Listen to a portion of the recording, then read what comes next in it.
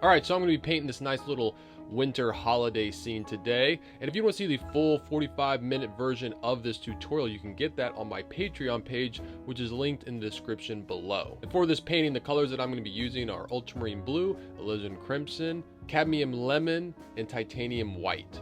Yep, just the primaries in white. That's all you need. I'm going to be painting on an acrylic primed linen panel. I'm actually toning that panel with a brown wash. I'm just using a lot of paint thinner, mixing up a brown, brushing it all over the canvas, and then wiping it down with a paper towel.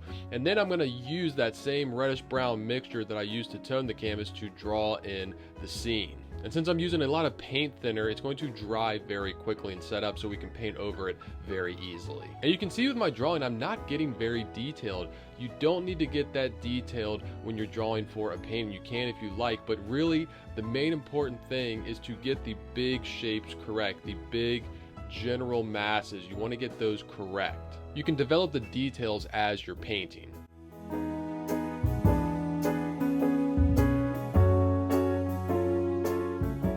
Now I like to work dark to light, so I'm going to start with my darkest dark, which is this tree in the foreground. I'm going to lay that in first. And the key with painting a tree like this is to make sure that you don't make all the branches the same. You don't want to make them all the same length or the same spacing apart. You really want to vary those up. If you get too uniform, it's going to look unnatural. No, I'm not doing this Bob Ross style where I paint the background and everything first and then lay the tree in over top of that. I get asked a lot about Bob Ross and his methods. And I've actually made a whole video on talking about that. I'll put a link to that above. But in short, Bob Ross painted in a very particular way. And honestly, that way isn't the most common way to oil paint. Like if you go to an oil painting class, in general, they're not going to teach you that way. And he used special materials. He prepped his canvas a certain way and he worked a certain way and layered his paint a certain way for his specific process. Now, I love Bob Ross just as much as the next person, but don't be thinking that his way of painting is like the standard or only way to paint. In my honest opinion, that way of painting is actually very limiting in the long run. All right, now we're moving to the sky. And with a landscape, you can break a landscape down into certain value planes. Most of the time, the sky is going to be your lightest plane, followed by your ground plane, any flat plane, and then any slanted planes like mountains or hills are going to be a little bit darker, and then any upright objects like trees, houses, anything standing upright is going to be your darkest value. That's why our tree right here is our darkest value. So even though there's some purples and pinks in the sky, I'm still going to make sure that it's relatively light. All right, now as I move into the landscape, I'm going to lay in the darks for everything. I'm not going to worry about the light values first. I'm just going to cover the whole painting with darker values. And starting with the most distant mountains, these are going to be very blue. They're going to have a lot of blue in them because they're going to be far away. This is atmospheric perspective. If you want to know more about atmospheric perspective, I've actually made a whole video on that. I'll put a link to that above right here. But the main idea of atmospheric perspective is as you get further back in space, certain colors are going to drop out. The first color to drop out is yellow and then reds, and you're left with blues. So as we build these mountains forward, I'm going to add in a little more red and making them a little darker to sit them in the foreground more. So these next mountains in front of those are going to be a little darker, and then even more darker for the town right below the hill here. Now for the shadows and the snow here, I actually altered them a little bit, and I directed them and kind of made them angled towards the tree. I did this for compositional reasons. I want to drive the person's eye and lead them, guide them into the painting to the tree. Don't be afraid to change things in a landscape. Move a tree, kind of carve down a mountain, redirect the path in the snow. Whatever you need to do to create a better composition that's going to keep the viewer's eye within the scene and not shoot it off of the canvas.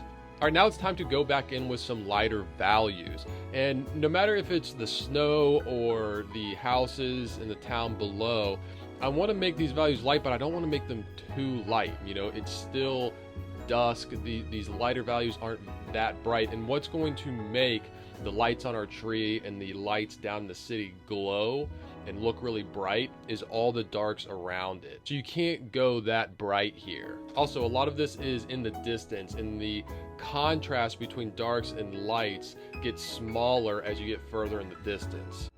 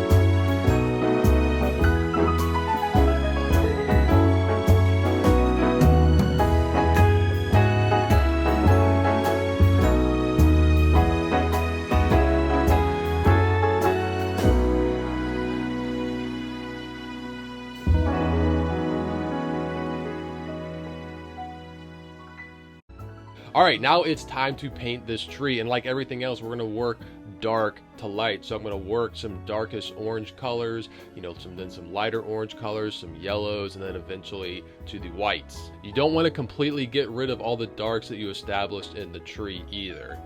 Again, it's the darker values around these bright values which is going to make them pop and look like they're glowing. I'm also building up a lot of paint here on the tree. I got a lot of layers, you know, I'm mixing all these oranges and yellows and building them on top of each other. So I'm not afraid of using thick paint and getting really thick paint, you know, loading up my brush and then just laying that paint down. One of the biggest problems I see beginners have is that they're afraid to lay down thick paint. Don't be afraid of really using thicker paint. It's especially important to use thicker paint for these lightest values, because when the paint is really thick and it's just sitting on top of the canvas, it's actually gonna like push it to even a lighter value, and that's what's gonna make it really glow and really look like it's lit up. I'm gonna do the exact same thing for the lights in the town below.